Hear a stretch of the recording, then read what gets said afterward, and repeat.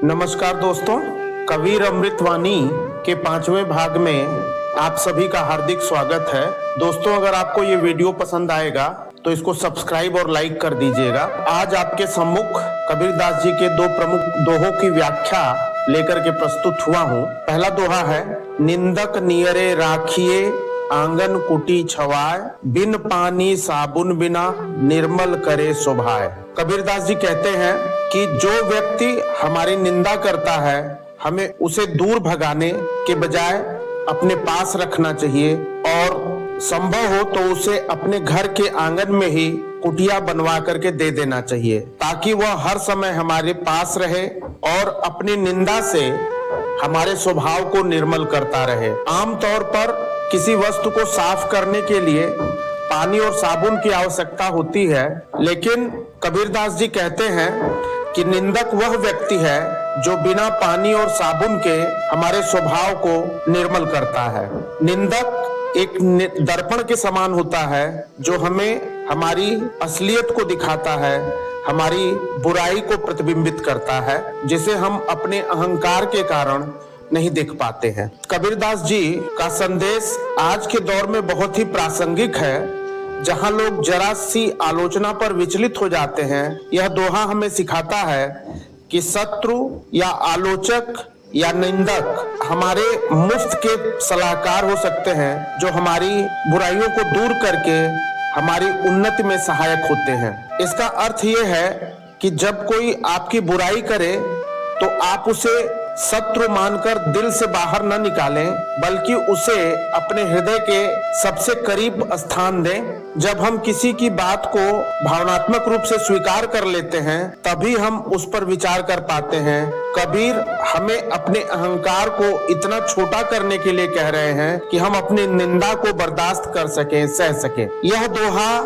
हमें स्थित प्रज्ञ बनने की शिक्षा देता है, यानी एक ऐसा व्यक्ति जिसे न तो प्रशंसा फुला सके और न ही निंदा झुका सके, न ही प्रशंसा खुश कर सके और न ही निंदा उसको दुखी कर सके। यह आत्मा की शुद्धि का एक ऐसा मार्ग है जिसमें हमें कुछ खर्च नहीं करना पड़ता है, बस अपने अहंकार को त्यागना पड़ता है, और यह काम निंदक बहुत आसानी से कर लेता है। कबीर के अनुसार परिवार में जो व्यक्ति अपनी गलती पर आपको टोकता है, वही आपका सबसे बड़ा शुभचिंतक है। यदि माँ अपने बच्चे को टोकती है या पिता अपने बच्चे को डांटते हैं, तो वे निंदक की भूमिका में अपने बच्चे का कल्याण कर रहे हैं, उसका जीवन सुधार रहे हैं। तो दोस्तों, जब आप निंदक को प्रेम से अपने पास रखते हैं तो आपका अहंकार मर जाता है, और जिस हृदय में अहंकार नहीं होता वहां करुणा का जन्म होता है। मित्रों,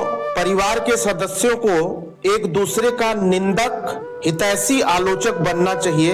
यदि हम प्रेम के साथ एक दूसरे की कमियां बताएं, सार्थक आलोचना करें और उसे स्वीकार करें, तो परिवार का हर सदस्य बेहतर इंसान बन सकेगा और परिवार सुखी रहेगा। दोस्तों, समाज के परिप्रेक्ष्य में देखें, एक सुखी समाज वह है जहां हर व्यक्ति आत्म सुधार पर ध्यान दे, और निंदक यह काम बहुत आसानी से कर देता है, जिससे निंदक जो है समाज सुधार का काम भी करता है। दोस्तों, यदि हम परिवार में एक दूसरे की शिकायतों को कड़वी दवा की तरह स्वीकार करें और समाज में विरोधियों को आईना मानकर सम्मान दें, तो बिना किसी संघर्ष के एक सुखी शांत विश्व का निर्माण हो सकता है। दोस्तों, कबीरदास जी का दूसरा दोहा है, अतिका भला न बोलना, अतिकी भली न चूप, अतिका भला न बरसना, अतिकी भली न धूप। कबीरदास जी का यह दोहा जीवन में संतुलन और मर्यादा के महत्व को बहुत ही रोचक तरीके से समझाता है। कबीरदास जी कहते हैं कि अति हर चीज की बुरी होती है, चाहे वह हमारा व्यवहार हो, हमारी बातें हो, हमारी भावनाएं हो। जीवन में हमेशा मध्यम मार्ग अपनाना ही सुख और शांति का आधार होता है। किसी भी चीज की अधिकता अंततः नुकसानदायक होती है। अधिक बोलने वाला व्यक्ति अक्सर आत्म केंद्रित हो जाता है और दूसरों की सुनने की क्षमता खो देता है। जो व्यक्ति हर समय बोलता है, उसके महत्वपूर्ण शब्दों का मूल्य भी समाप्त हो जाता है। तो कबीरदास जी कहते हैं कि शब्द वह तीर है जो एक बार कमान से निकल जाए तो वापस नहीं आता।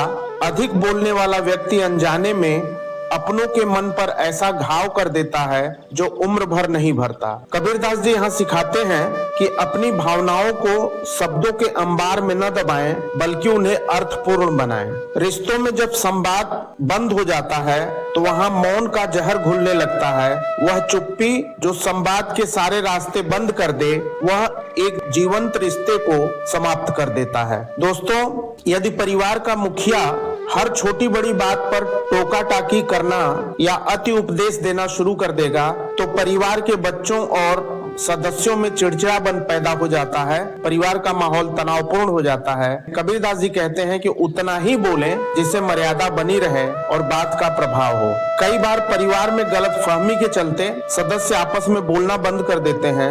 यह अति का मौन रिश्तों में कड़वाहट की दीवार खड़ी कर देता है और परिवार को तोड़ सकता है। बच्चों के पालन पोषण में केवल लाड प्यार उन्हें बिगाड़ सकता है और केवल कठोर अनुशासन उनके व्यक्तित्व को कुंठित कर सकता है। इसलिए मध्य मार्ग अपनाना चाहिए। परिवार में सुख का आधार संवाद और सामंजस्य है। तो आज समाज में विवादों का सबसे बड़ा कारण अति का बोलना है। यदि हम सोशल मीडिया या सार्वजनिक स्थानों पर अपनी वाणी का नियंत्रण रखें, आज समाज में विवादों का सबसे बड़ा कारण अति का बोलना है, यानी बिना सोचे समझे टिप्पणी करना है। समाज में सारी बुराइयां जैसे नशा, गंदगी, भ्रष्टाचार इसलिए फैल रहा है क्योंकि समाज के अच्छे और प्रबुद्ध लोगों ने अति की चूप धारण कर ली है, यानी बोल नहीं रहे हैं। यदि ये लोग इन बुराइयों के खिलाफ सही समय पे बोलने लगे तो समाज में सकारात्मक सुधार आ जाएगा। धन्यवाद।